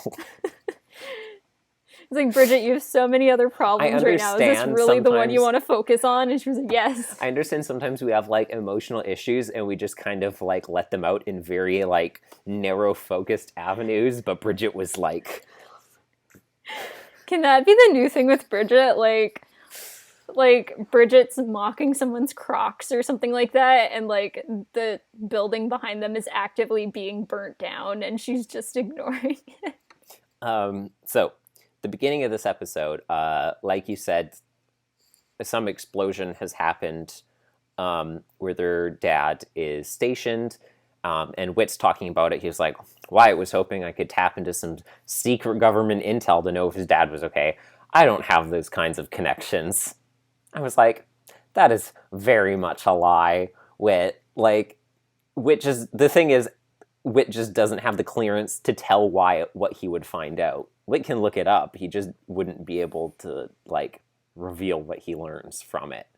Flashback to that one line from the Blackguard Chronicles where it's just like, do you have the clearance to do this? Like, to find out this information? And Whit was just like, excuse me, you don't even have the clearance to talk to me. Like, go off, pop off, Whit. If this episode if that book had taken place like 10 years in the future, what would have been like, you don't even have the clearance to talk to my hand. It'd be so funny. Wilson's just like, hey, Whittaker, heard you got, like, demoted from the role in the play. He's like, excuse me, you have to talk to my agent before you even have, like, the right to sign a form to think about me. Like, go. Oh, what a good comeback. So, this episode, obviously, it wasn't like what our predictions were based on the title, so I'm glad that this wasn't a third I'm kind of mean and someone tries to make me not mean, and that they learned that you can't change people that easily, because the title sounded very much like changing Rodney and unbecoming Jay in a very literal sense of name of person and word that means making them different. The ways that I was really glad that we talked about, and we've talked about it before, like the ways that what was I saying here? I was expecting, based on the title of this episode... No, sorry, I'm jumping around. I was right the first time. The ways that charity and sympathy towards someone, especially like en masse, like when it's coming from everyone around you in your community or, you know, at work or school or whatever like that, can come off extremely condescending, is something that we've talked about a couple times before. We talked about it with Grady in A Time for Action, where he's like, I want to help this homeless guy. And they're like, actually, the church did all these things for you. And he was like, they need it more than we do. Like, we're not poor. His mom's like, Honestly, like, Bridget as a character does have very big Grady vibes, which we have said about Wyatt in the past. And then also, I thought even more so of the really good basketball Filipino kid in Unfair Games, who was like, I don't need your help in, like, you know, collecting the garbage at Trash Mountain. And then also the Myers at the beginning of their arc as well, and not wanting to accept, you know, as much help from people. And the only other note I had about the episode itself, which is where I tried very hard while reviewing this episode to try to rein in comments about the global military industrial complex, and then I watched the documentary, and then just kind of flowed. But the last thing I wrote down was when Bridget just kind of snapped at Burger World, and she yells like, "So long, subordinates, to my unquestioned sovereignty." And I was like, that's a very on-the-nose line for an episode about how supportive everyone is of the U.S. military. This is very kind of like a very really directly addressing it for something that's going to be like the opposite. So the documentary is entirely focused on interviewing two military people and their family about what it's like to have someone in active service. Obviously, like the episode, it's very hard to have someone you love who's gone, because, and this is where I was, I'm sure I'll cut out a lot of what I wrote here because you know what I'm going to say. Maybe anyway. try not to laugh as much. I mean, I'm just laughing at like just how because like at the end of the day, it is hard how to hard not in be the with paint. your I family. understand why the episode's written this way, but I was like, they're writing about how hard it is to have someone you love gone because they're being paid to kill civilians so the government can seize oil and orchestrate foreign coups overseas. And I get that this is a right-wing show. I don't expect anything else from Odyssey, especially because they know their audience includes a lot of kids in these situations, and they don't want to begin like introducing the complex, by which I mean very simple, evils of the American or the Canadian. I very much do not want to leave, our own colonial country out of here. Evils of the military-industrial complex out of this. But the thing that really irks me about it, thinking back over kind of episodes that have touched on this in general, is I think about The Price of Freedom back in album 6, and several other episodes for that matter, like Memories of Jerry, that acknowledge the controversy around the Vietnam War and how incredibly divisive it is for people and America's role in that. And obviously, in the end, even though The Price of Freedom was very much about like, look at these both sides and people are so arguing about this. And in the end, it does obviously like it's going to land on a more Republican place because it's focused on the family whenever they talk about that. But it does frustrate me even more that like in all that, with Vietnam, they're like, that's in the past. So we're allowed to talk about the fact that that's controversial. And a lot of people didn't like that. But we've had so many times where we talk about like America's gross involvement in the Middle East for the last 2 decades, and there's never been a single hint of acknowledgement at the idea that it is incredibly globally opposed and controversial, and that America's killed like untold thousands or tens of thousands of civilians and bombed hospitals overseas and stuff like that. And I think it's just because, like I said, Vietnam is in the past, so we can talk about that. But heaven forbid we cast a shadow of a doubt on, like, stuff that's happening right now and currently. And, yeah, that's about it. I think it spoke volumes of how tired I just was, like what you and I were talking about before we started filming this one. That like when I was listening to this episode for the first time a couple hours ago, I was just kind of laying in my bed staring up at the ceiling and I was just like, oh, why do we have to have war? Why is that a thing that has to happen? And it just kind of made me sad. Yeah. Well, what I've learned, because I was writing this out and then I just started like Googling some things to check some things because I was curious about numbers and stuff. And yeah, it's like the total number of direct deaths in Afghanistan, Pakistan, and Iraq since a month after 9/11 in that 17-year gap in total on both sides is 480 to 507,000 people. So about 500,000 people, and almost exactly half of those are civilians in those countries. So they are not soldiers, they're not in the military, they are just people trying to live their lives that are getting bombed primarily by the US military. I mean, like, historically, even not just, like, US militaries, like, literally any wars. I know, I'm just saying, because this at any episode point in time, about the majority of the people who die are civilians. Yeah, I know. Well, I was thinking, and, it came up a lot when I was, like, Googling stuff for it, but I was... I'm surprised that we don't spend more time thinking about like Nagasaki and Hiroshima and those bombings, and the fact that America like dropped 2 nuclear bombs not on military spaces but just on like civilian cities, and that it came out decades later because of like freedom of information that the government acknowledged like we didn't drop it on these cities because it was a strategic move for the war. It would have been as useful to drop them on like military places and the people who are actually fighting against us. And they acknowledged that the reason they dropped it on cities full of people is because they wanted to find out how many people could be killed with atomic weapons. So it's like, cool. And I understand why it's so tricky, because it's like, obviously, Japan did a lot of bad things in World War II, being part of the Axis powers. But that doesn't justify choosing to drop, like, atomic bombs on civilian populations instead of I mean, honestly, military nothing places. really justifies dropping an atomic bomb on anyone. You got me there. And to end on a very lighthearted... If anyone can tell, I'm very anti-death penalty. Yeah, that's been a hot topic the last couple days. Wait, has it actually been? Yeah. Oh, I didn't know that. There was someone who Why? was like, who a lot of people were like, this is an innocent person who was just executed under the death penalty, like, yesterday in America. Why? Because he was, convicted of a crime that very few people thought that he committed.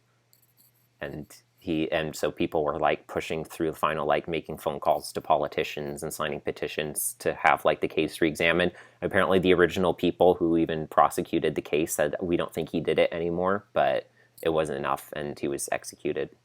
Can you say what the crime was, or I not for don't the know. podcast? I only saw the surface. I didn't even hear about it, and like I'd never even heard of this person until after it had already gone down. So I haven't looked into it that much. I do not know what the crime in question was. It's weird because in real life I'm very anti-death penalty, but if anyone's ever heard me talk about fiction. Batman, I'm like, murder the Joker. Just murder him. It'll save so much like chaos and stuff like that. It's funny because Jason Todd is my favorite like Batman character, and he's very pro death penalty. Anyways, but that's very different. So last thing that I had to say, which is just on like a nice and positive note, where I was like, humanity is actually cool and good sometimes, was for some like reason, it started out of a place of, I don't know, masochism, that I decided to scroll down to see what the first couple comments were in this section of this episode. I could assume is the only reason I decided to do it. But it's funny because every time I do that, I'm reminded of the adorable ingenuity and perseverance of kids with internet to carve out their own space wherever they can. Because for those who have never looked at the comment section on the episodes on the OAC website. I'm going to be honest with you, I don't even know where the comment section is. It's just on the page where you like, if you're going to look at the adventures on like their individual page, so it's like, here's the episode of the month, the video documentary, the web quest, and then the comments underneath. I think if they post like articles or things like that, then they also probably have a comment section underneath. But anyways, for those who've never really looked at the comment section, it's like you can post a comment that can contain text and emojis, and I think that's it. You cannot reply to other people's comments like directly. There's no notifications. There's no upvotes or downvotes, no indicators of when it was posted. You just have your comment with your avatar and username, and they are in chronological order. What's our avatar? I think it's Jimmy. Okay. Anyways. Or are they like pre-selected? Yeah.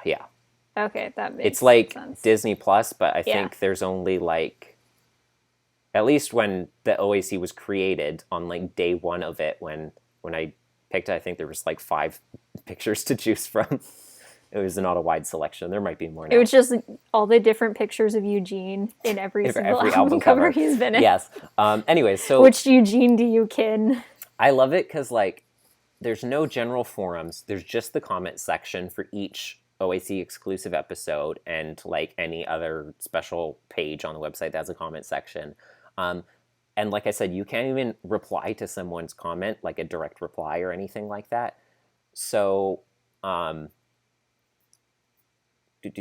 was the thing? So what the kids have done that I see every time I scroll down to a comment section, especially because when I'm looking at it, it's usually been out for a couple of months and stuff. So the people who are actually talking about the episode are like, that's long push pages away. What they do is they decide together to dedicate each episode page to the discussion of a specific topic, and they have like lists of which page is which. Like if you want to talk about your love for Calvin and Hobbes, then head to the March 2016 episode, and if you want to talk about astronomy, head to December 2018. So they create these like Dewey Decimal forum designations for locations that they can't mark or control, but then they still create their own like thread leaders Like to like the fans did this? yeah, it's just what the kids in the comment section do, because that's all that they can do, right? All they have is the comments on an episode, but they want to talk about this and that. So they decided, like, if you want to talk about this, then go to this page. If you want to talk about this, then go to this page. And so they just decide, like, episodes are going to be discussion boards for separate things, and then they'll appoint, like, leaders to, like, such as they can, like, moderate discussions between people. And the only way to at someone, you can't reply directly, so you'll just have to, like, say their name and, like, hope that they see that you commented it. But it's like, it's really cool that it's maybe the most limited form of control I've ever seen in this kind of like setting. But no matter what kinds of restrictions you put on stuff, it's just so cool that like in any generation with the internet that like kids are going to keep on like adapting and improvising and overcoming the internet boundaries they have to make what they need from it, like socially. And that's just like humans, baby. And I love that. It's so cool to see like kids forming communities and coming up with like these ways to form their communities and interact. And when the tools aren't there for them, they're going to improvise and come up with what they can with the space they have. And I like that. That's cool. Yeah, that's great. I had this conversation with Riley once where I was just like, man, I personally do not want kids, but I think kids are great, like, and really creative and really cool. And they're fun to hang out with. Yeah. Agreed. We need to give this one a rating if we're both done talking about it. That is all that I have to say. I didn't really have much to say. I'm very tired. I haven't gotten very good sleep this week. I'm going to give this one a 2.7 out of 5.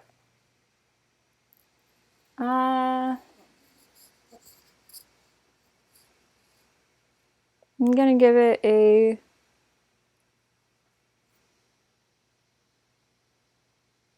3 out of 5.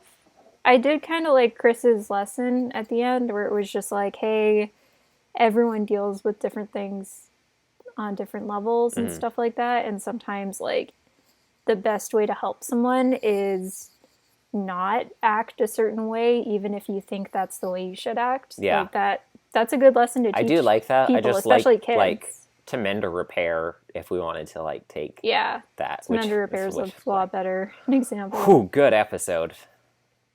Oh, that episode's sad. Oh man, that destroyed us when it first came out. Speaking of things coming out, are you ready? Are you ready? Yes. I'm ready. I'm so excited. What are you talking about next time, Victoria? I thought we were talking about it now. Wait, what are you talking about? The predictions for album 70. Okay, I thought for a second that is what you're saying, but only the last second. I completely forgot, and I haven't pulled any material. I've been thinking about it all day, ever since last night. I haven't pulled the titles or the description or the cover. I don't know what any of them are. Okay, let's take a couple-minute break then and let you do that. Okay. Okay. We'll stop that, then we'll break back for that. We'll talk about the predictions for album 70, which is called Something. Okay. Wait, you don't know what it's called? Okay. And stop. Okay, last little bit here that I absolutely definitely did not forget about until Victoria brought it up. It's time to talk about the predictions for album 70, which I just learned the title of. So, album 70 comes out in 2 days, which is a weird day of the week for it to start on, because it's normally Thursdays they drop on the AIOC, but it is called Finding a Way. 2 days for us, not 2 days for when this video is out. That's true. Yes, it's coming on the 15th of December. It almost certainly will be. Finding a Way is the title. Here's the description that I'm going to read now for the first time. Okay, I'm ready. Adventures. Can you send me stuff to look at? Well, I thought maybe I'd do it like last time, and I'd read it to you, and yeah. Adventures in Odyssey, Volume 70, includes the first episodes ever recorded remotely with the actors in their home studios rather than together in one place. I did know that. Kind of weird that they put it in the description, but okay. Yeah. Finding a Way continues storylines and characters from Volume 69, Best Kept Secrets. I'd hope so. Can you imagine if they just got rid of all the characters in Odyssey? Including Whit. This volume is sure to be a hit with your family and help you initiate great conversations with your kids. Okay, so I guess this isn't the album description and is really more of a press release, is what I'm gathering. Yeah. Did you get the right thing? There is no like back of the album description on the page, I guess. Did you find the wrong link, or is there just that's the only one they have this time for here. That's the only description they have is that one. Okay, I guess all the characters in Odyssey are gone. We're starting clean slate for album 70, folks. We have nothing to go off of, so that's fun. You looked really upset when you said that. It's just weird. It's been a long time since we've had nothing to go off of. Dude, that means anything's up for grabs. Yeah. We have unlimited power. You know the power of our predictions. Anything we say will be right. It's true. Well, anything you say will be right. Anything I say will be right. So here's the album art. We can look at this now because we can incorporate it. I kind of saw it while we were talking a little bit, but I tried not to process it. We're back to a nice mellow blue, which I enjoy. Connie is graying. Look at that. What, like at the temple, you mean? Yeah. That's totally not shine. That's definitely gray. Probably, yeah. Living with Jules is just taking it out of her. She's on the radio.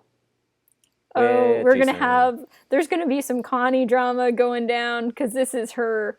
Whenever she's on the radio, something horrible happens. That is true. We can see that Jason is bursting into the room. So Jason's in the album. Exciting. Weird things to point out.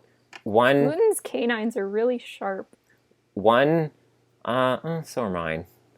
One, their mics don't have pop filters on them, which is a little bit odd. But two, there's a crash bar going on the door leading into this room, which is strange. And that's like an awful door to have for a radio room. Yeah, I know. It's like loud. It'd just be like every time you want to enter the room. Especially because, as we can see, Connie is very clearly on the air. Yeah, very funny that you have an inward-facing crash bar door and that it's leading into a recording studio. Thank you for pointing that out, Victoria. I can't wait. Okay, Extremely when this scene comedic. happens in the episode, we have to call them out if they don't have like a loud noise when he opens the door. Yeah. Third and weirdest thing of all is that we can see Jason's reflection in the one-way mirror glass window on the left, even though the door should be blocking his reflection. Maybe that's just a picture of Jason. It's just a body pillow of Jason that is hanging inside. That's a Dakimura that Connie has stapled to the wall. I forgot what they were called. Yeah, you knew what I meant. Yeah. Oh, I like Wooten's hat. It has like a little moose on it. That's really cute. It's the same hat he's worn his entire existence. I've never noticed that before. Yeah, he's always worn the hat with the male with the moose. So I saw a recording of a bunch of voice actors yesterday reading the script to The Matrix. And of them were like originally or now? I think it was a couple years ago at a convention. And like Rob Paulson, Tress McNeil, I think is her last name, and Jess Harnell were three of the people there, and they were reading the lines in like Yakko, Akko, and Dot's voices. And it was really funny because they were reading a bunch of words that were not very family friendly, and they were making a lot of jokes that were not family friendly, and saying a lot of swears, and seeing Jess Harnell laugh at them, I was just like losing my mind. Yeah. Well, speaking as someone who did watch Jess Harnell in Drawn Together a long time ago, it would not throw me that much comparatively. I don't remember what that is.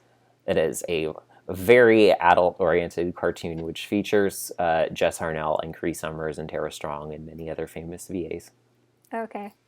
Do not look that up, kids, under any circumstances. I won't. 6 stories on fear, heroism, and new beginnings. New beginnings. Mori, Suzu, and Suzu, and Emily. I'm looking at you. I'm looking at Mori, Suzu, and Emily. Yep. Okay, so let's talk about our titles now. Also, what is the shadow going around the room at door handle height, it looks to me like this room used to be a dance, like a ballet studio, and then they removed like the bar for holding the wall after it got like bleached into the paint. You know what that might be? That might be like soundproofing stuff on the walls. I guess so, but it looks. Although it also looks is a like different it's on color, the isn't it? inside of the door that Jason's opening, so it might just be like the wallpaper texture.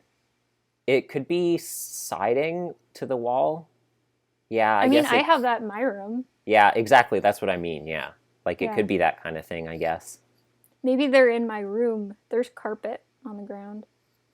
Well, I feel like there should be more soundproofing stuff. I would hope there's carpet. Actually, you know what the texture of the wall kind of looks like it could be? You know the dividers like they use for like drum cage. Cubicles and like that we had at the church in like the Sunday school rooms and stuff like that. Yeah, it looks like the stuff around Dad's drum cage.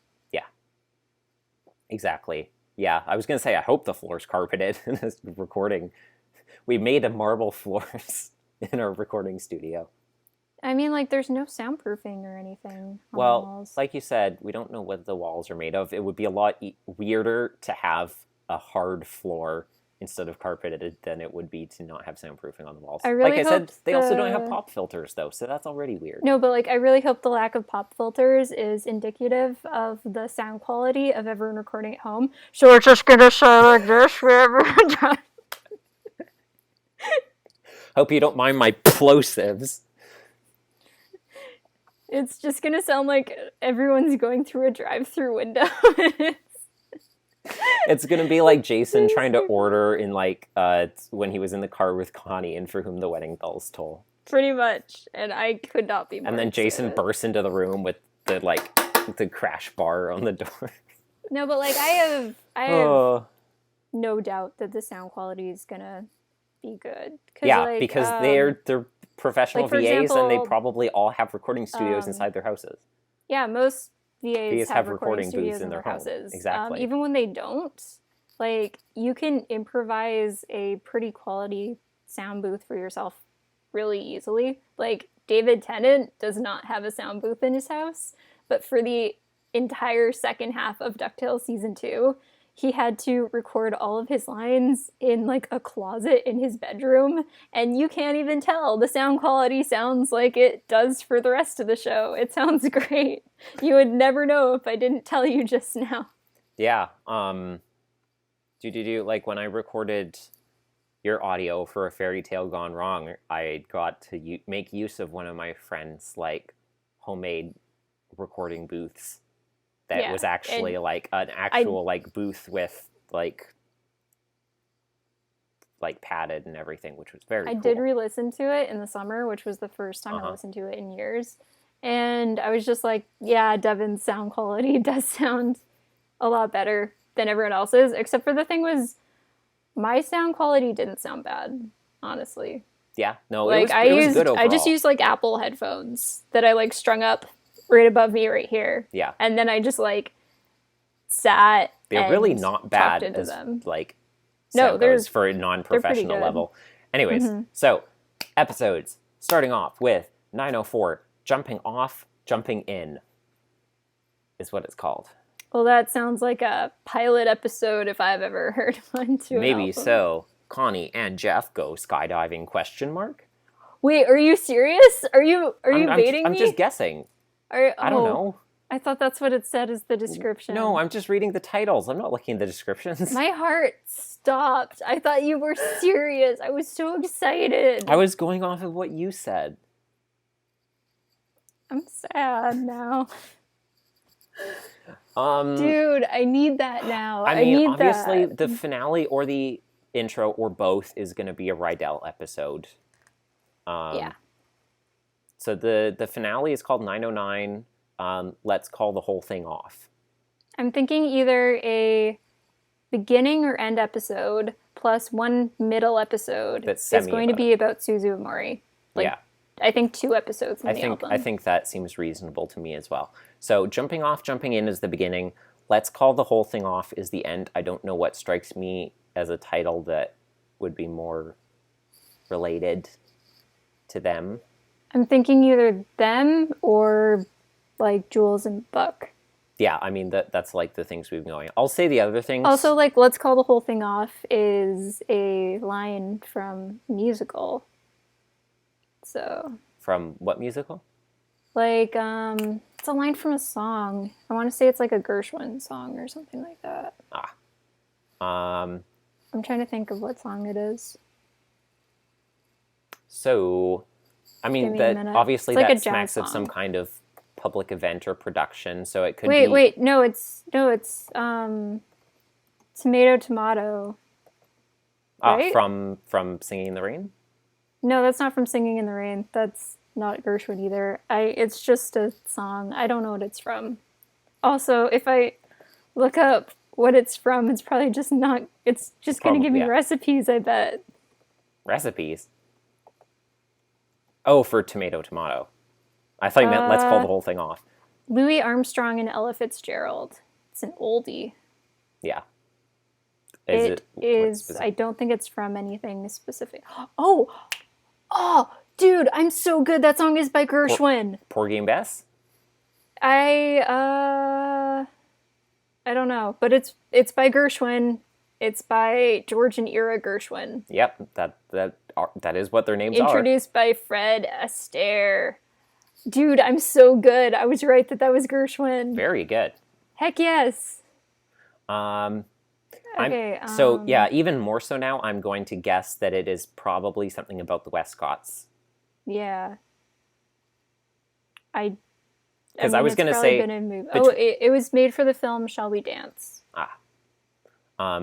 I was going to say already, like it sounds like it could apply to any kind of like public event, like a festival or a play or something like that. And I was going to guess, just because it's the finale, could be either Maury and Suzu or Buck and Jules, so probably the Westcotts. But even now that we know it specifically has the connotation of musicals, I imagine it's probably something about Jules.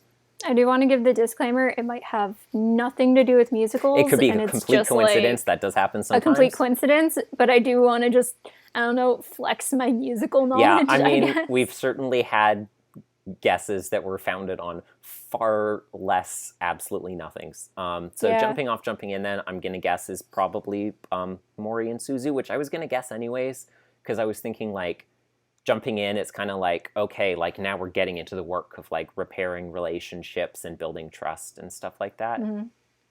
Jumping off kind of also has the connotation of like a trust Whit is fall. going to take his new children skydiving. Yeah.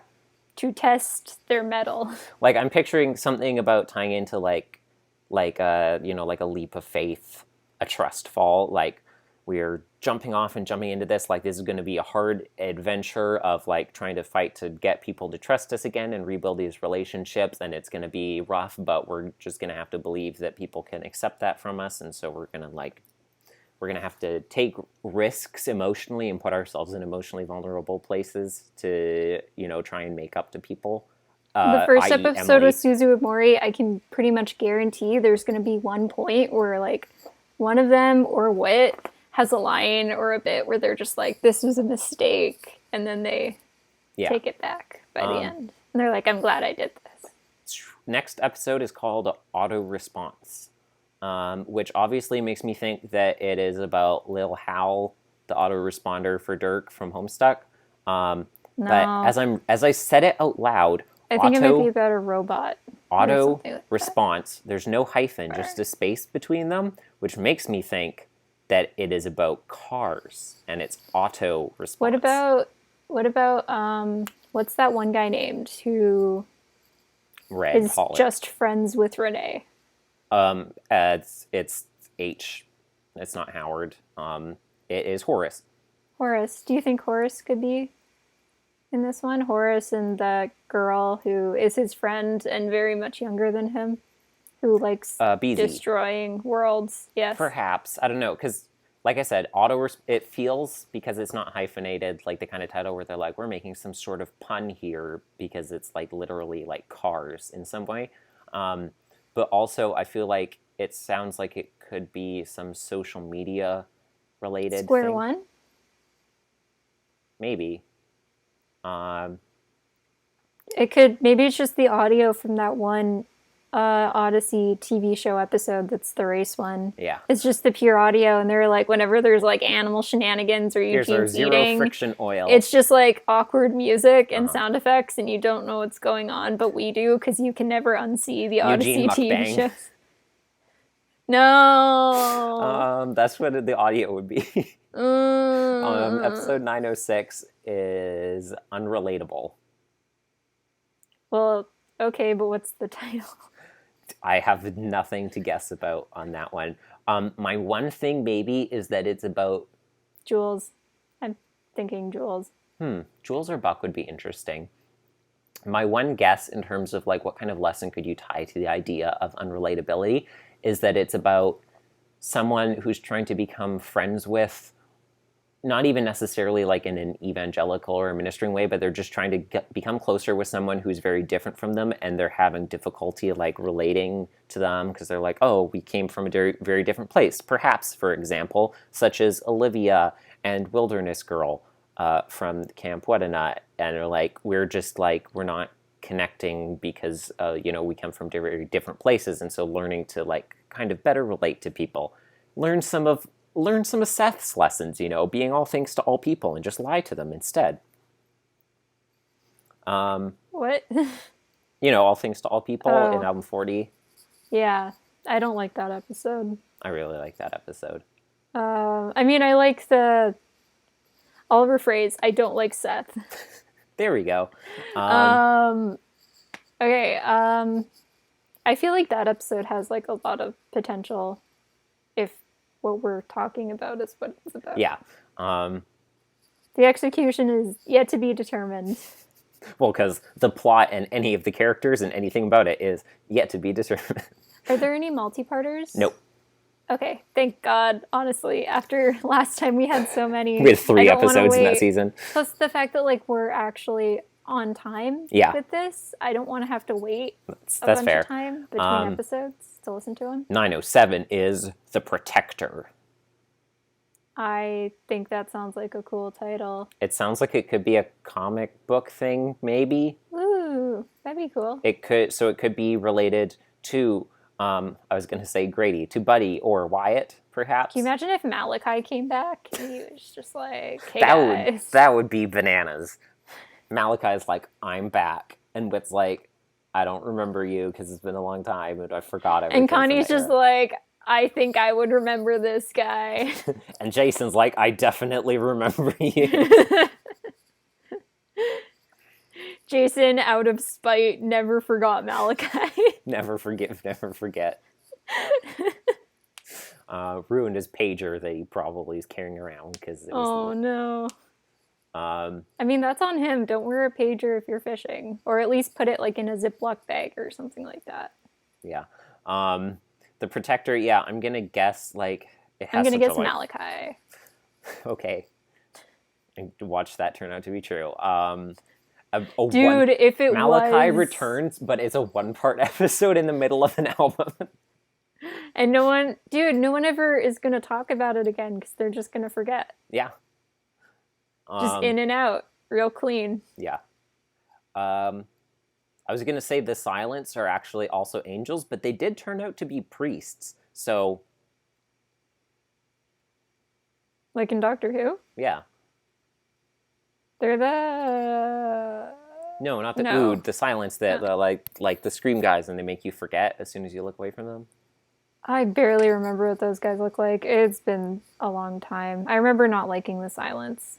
And then it turned out it was because they were priests, and it was so that you would, after you did confession to them, then they would forget the stuff for ultimate anonymity of Catholicism, which is a really funny explanation.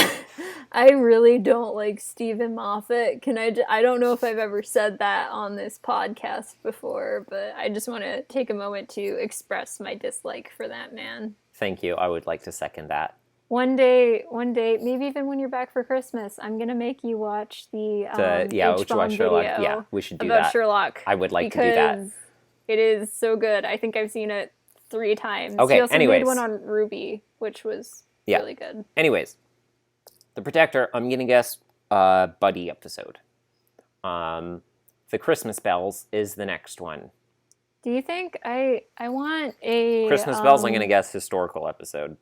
I want a story this album. It can either be like historical or imagination station or room of consequence or like Christmas Bells, you got it. Like Episode number 908. It's going to be nice. When was the last time we had a Christmas episode?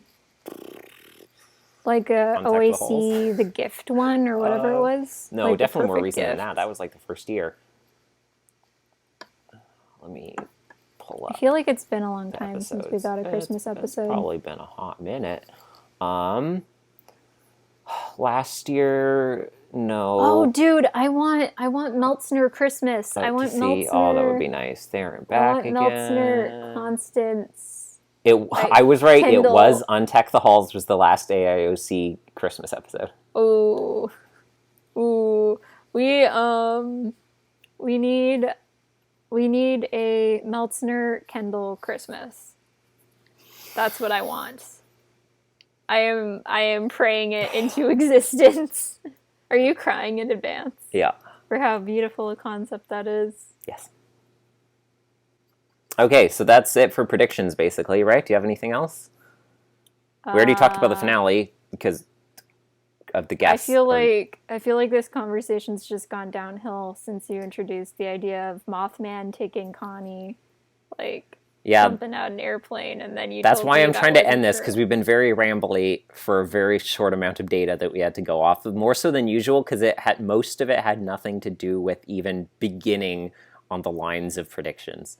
And you know what the impressive part about that is? All of our predictions are right.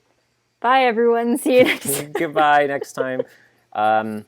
Depending on when it probably won't be album 70 because we should be recording before that time because I can still record tomorrow.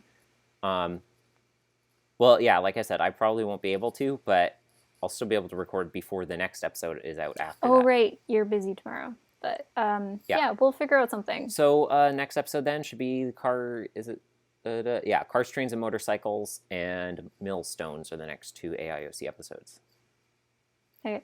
So we'll talk about those next time. Until then, thank you for joining us on our side of YouTube. I've been Devin Francis, also known as Dr. Blackard. Back for Christmas. Who knows? Next time you record, you might be back for Christmas too. In a very safe and reasonable way. Don't add us. Trust us. Oh yeah, we didn't fly or anything like that. There is no flying involved. There is no widening of our social circles. It is we're not leaving the house. As safe as possible way. Believe us, we're being as safe as we has always been, which is extreme caution. Okay. And all of you guys be real safe. Yes. Goodbye. Bye.